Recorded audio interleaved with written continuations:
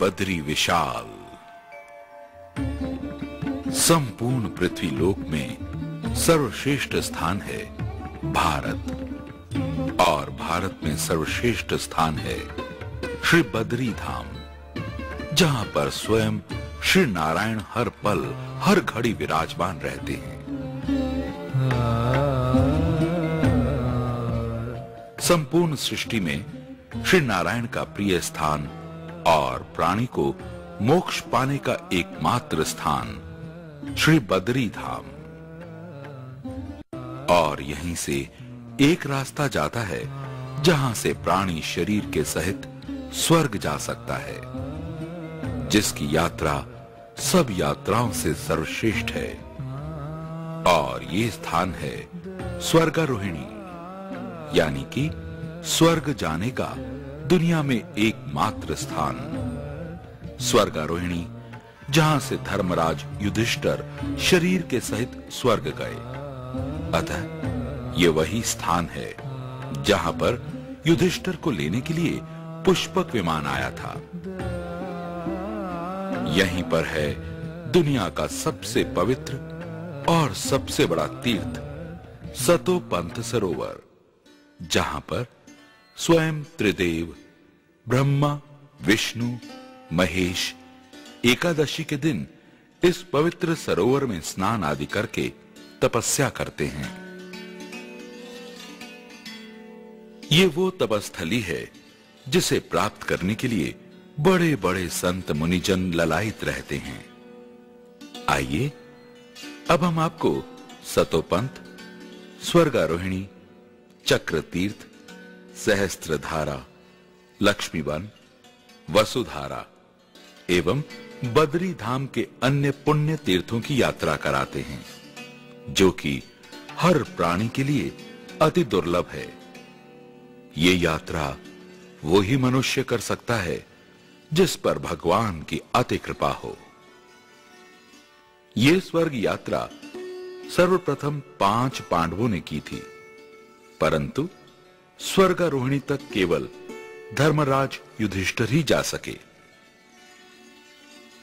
भारत की 4 दिशाओं में 4 धाम विद्यमान हैं, जिनमें से सर्वश्रेष्ठ धाम श्री बद्री धाम को ही माना गया, क्योंकि इस धाम को शास्त्रों, वेद पुराणों ने भूवैकुंठ के नाम से जाना है।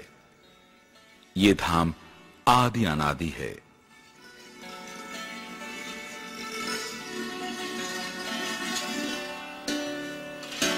और जब श्री नारायण आत्मचिंतन के लिए यहां पर आए तो उनकी योग माया पर्वतों के रूप में चारों ओर उतर आई।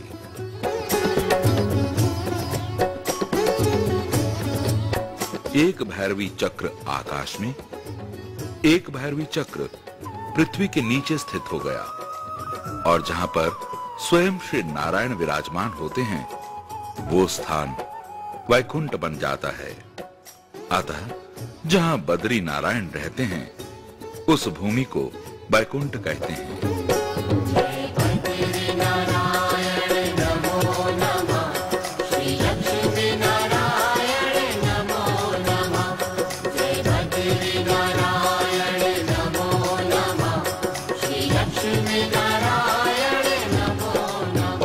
जहां बद्री नारायण रहते हैं उस भूमि को वैकुंठ कहते हैं। जहां बद्री नारायण रहते हैं उस भूमि को वैकुंठ कहते हैं।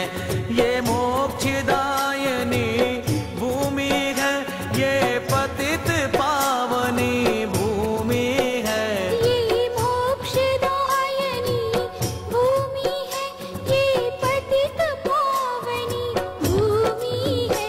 हम बद्री धाम के रजकण को नित्य अपने शीश पे रखते हैं। जहाँ बद्री नारायण। और तभी से बद्री धाम को भू वैकुंठ के नाम से जाना जाता है।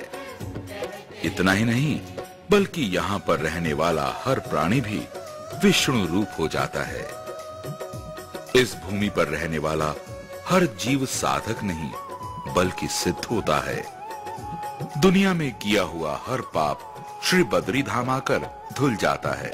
नारायण की नगरी गए ये, जग कल्याणी नगरी गए ये, अलकनंदा धारणी नगरी। जहाँ पाप सभी के कटते हैं, उस भूमि को वैकुंठ कहते हैं। जहाँ पाप यात्री श्री बद्री धाम की यात्रा बस के द्वारा या अपने वाहनों के द्वारा रास्ते में सुंदर घाटियों, सुंदर रास्तों से होकर प्रकृति के सौंदर्य का आनंद लेते हुए श्री बद्री धाम पहुंचते हैं। और बद्री धाम में पहुंचकर सबसे पहले अपने पुरोहितों से मिलकर रहने की व्यवस्था करते हैं। दूसरे दिन तप्त कुंड में स्नान आदि करते हैं। ये तप्त कुंड पंचशिलाओं के मध्य है। यहाँ पर गर्म जल का कुंड है। ये गर्म जल भगवान बद्री विशाल के चरणों से आता है। भगवान का अद्भुत करिश्मा देखो, एक तरफ इतना गर्म जल कि हाथ नहीं लगाया जाता और दूसरी ओर मां अलकनंदा का इतना ठंडा जल कि हाथ डुबोया नहीं जाता। सच पूछिए, दोनों जल प्रभु के चरणों से ही निकलते हैं। यात्री यहाँ पर स्नान करके अपने पुरोहितों से पूजन आदि करवाते हैं। श्रीमन नारायण नारायण नारायण। यहाँ पर दान देने से अक्षय पुण्य प्राप्त होता है। विष्णु नारायण नारायण नारायण।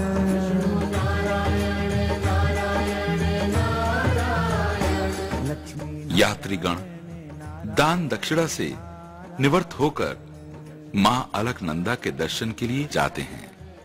ये नारद शिला है। यहाँ पर यात्री स्नान करके प्रणाम एवं आचमन करते हैं। यहाँ पर गरुड़ शिला के नीचे भगवान बद्री विशाल के लिए चंदन घिसकर तैयार करते हैं। तप्त कुंड के ऊपर गरुड़ शिला के पास भगवान आदि केदारेश्वर का मंदिर है। सुगंधिं पुष्टिवर्धनम्। यात्री को सर्वप्रथम आदि केदारेश्वर के दर्शन करके ही श्री बद्री धाम जी के दर्शन करने चाहिए, तभी यात्रा सफल होती है।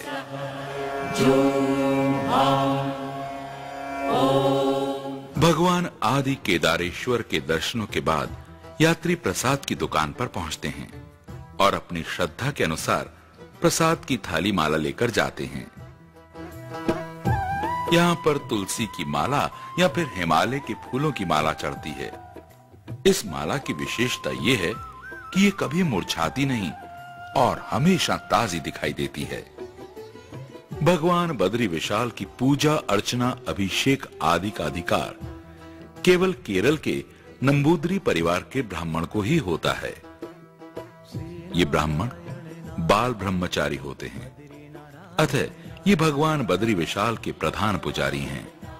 इन्हें रावल जी कहते हैं। नारायण श्री नारायण। श्री रावल जी जब भी भगवान बद्री विशाल की पूजा अर्चना या भोग लगाने के लिए जाते हैं, इन्हें उतनी ही बार स्नान करना पड़ता है। अतः जब भी रावल जी भगवान की पूजा के लिए जाते हैं, इन्हें बड़े सम्मान के साथ लेकर जाते हैं। रावल जी के सम्मान में इनके आगे एक स्वर्ण की छड़ी लेकर चलते हैं। श्री रावल जी को उस समय कोई भी नहीं छू सकता, इस बात का बड़ा ही ध्यान